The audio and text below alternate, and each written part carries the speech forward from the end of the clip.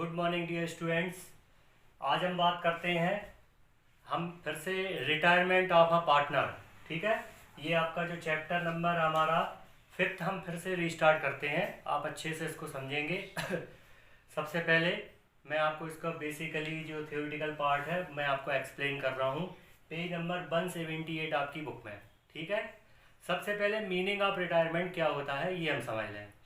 जैसे मान के चलिए एक फर्म में 3 पार्टनर हैं, partner A, partner B and partner सी।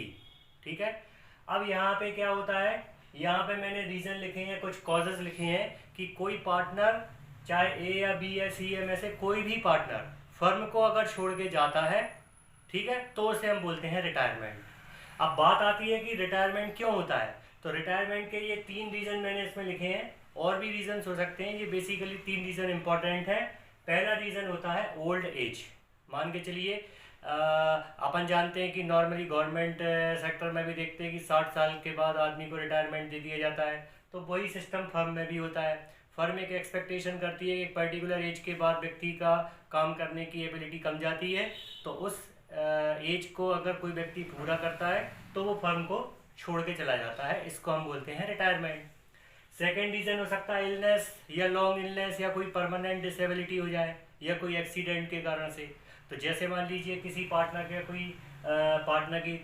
के साथ कोई एक्सीडेंट हो जाता है या कोई उसकी लॉन्ग इलनेस वगैरह के कारण से वो परमानेंटली डिसेबल हो जाए, तो उस कंडीशन में भी वो फर्म को फर्म से रिटायरमेंट ले लेता है। और तीसरा रीज़न है एग्रीमेंट।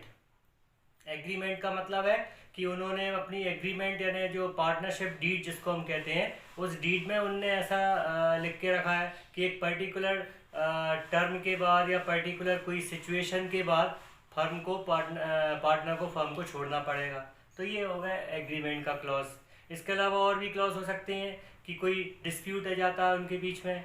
ठीक है, तो ये बहुत सारे रीज़न हैं। तो जो हम आपकी बुक में देखेंगे, यहाँ पे इन्होंने लिखा है मीनिंग। तो मीनिंग तो आपको मैंने आप ही क्लियर ही कर दिया। रिटायरमेंट का सीधा सीधा मतलब होता है फर्म से जाना। ठीक है, फिर इसके बाद हम बात करते हैं पोजीशन ऑफ रिटायरिंग पार्टनर। मतलब जब कोई पार्टनर फर्म को छोड़ के जाएगा तो उसकी पोजीशन फर्म में क्या होगी। तो नॉर्मली हम देखते हैं कि जब कोई पार्टनर आ रहा था, एडमिशन में हमने देखा था कि जब कोई पार्टनर फर्म में आ रहा था तो वो फर्म में क्या क्या लेके आ रहा था, कैपिटल एंड गुडविल। तो कैपिटल का जो अमाउंट था वो फर्म में इन्वेस्ट कर दिया गया था। तो यहाँ पे भी हम देख रहे हैं कि ये जो कैपिटल है, जब कोई पार्टनर फर्म से रिटायरमेंट लेगा तो ये कैपिटल फर्म उसको लौटाएगी। मान के चलें यहाँ पे सी नाम का पार्टनर फर्म से क्या होता है, रिटायर।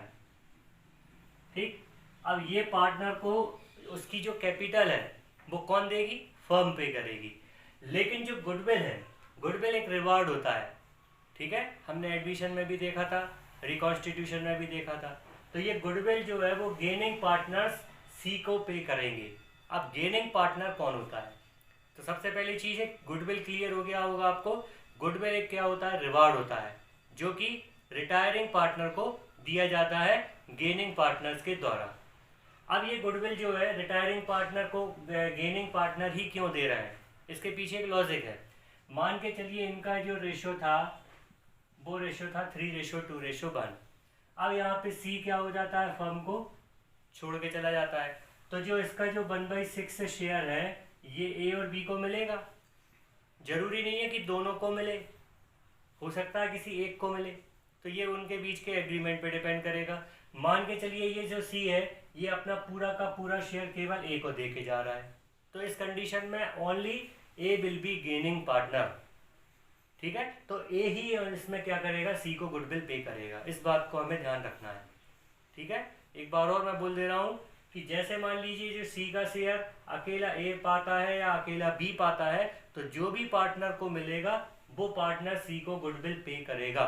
इसीलिए यहाँ पे लिखा गया है goodwill will be given by gaining partner to retiring partner, but capital will be given by firm to the retiring partner.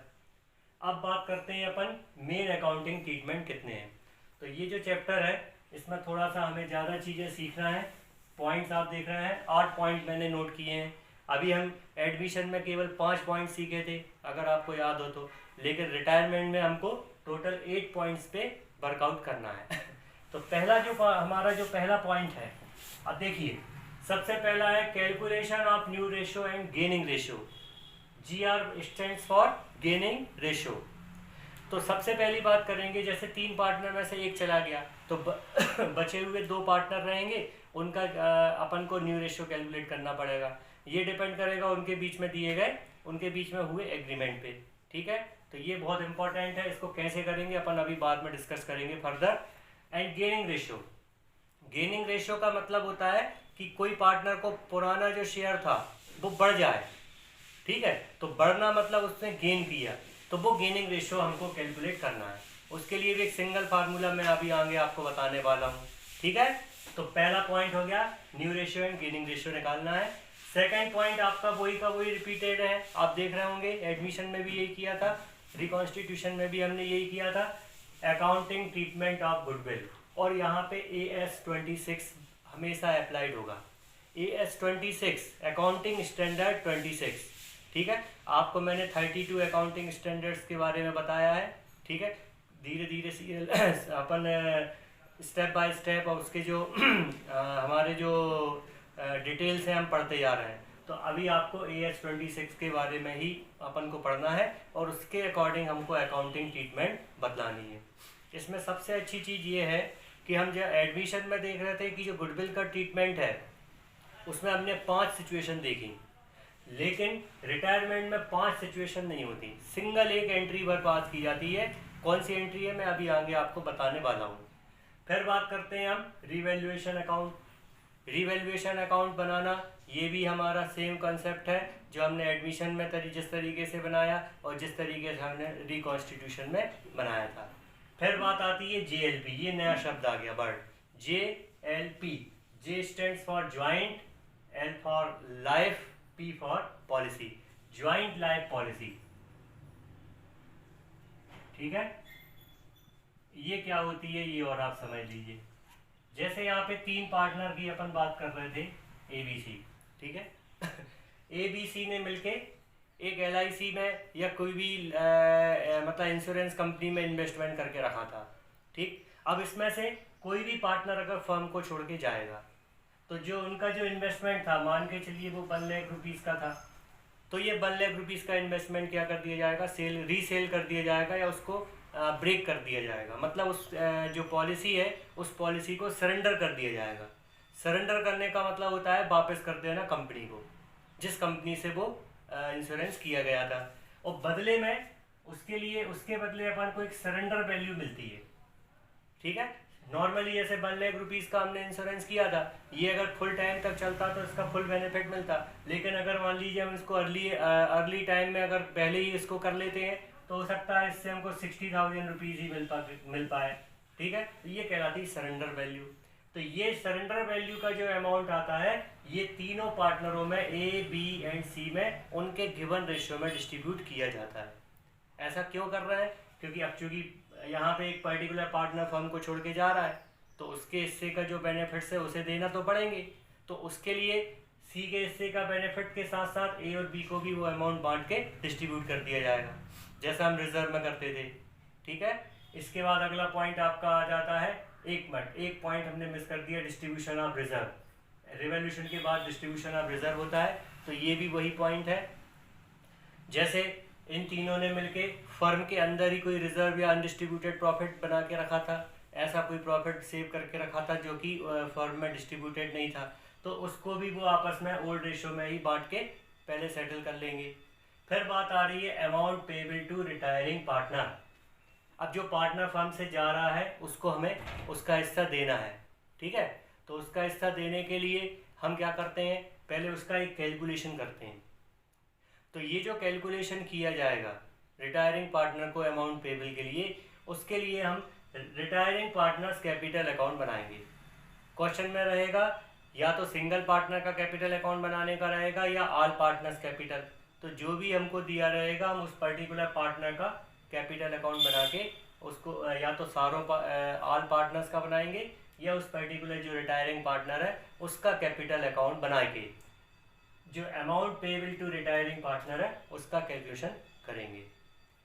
फिर बात आ रही है settlement of amount. Settlement of amount का मतलब है कि जो पार्टनर फर्म को छोड़ के जा रहा है उसको उसका हिस्सा पे करना, उसका जो अमाउंट है उसको लौटाना।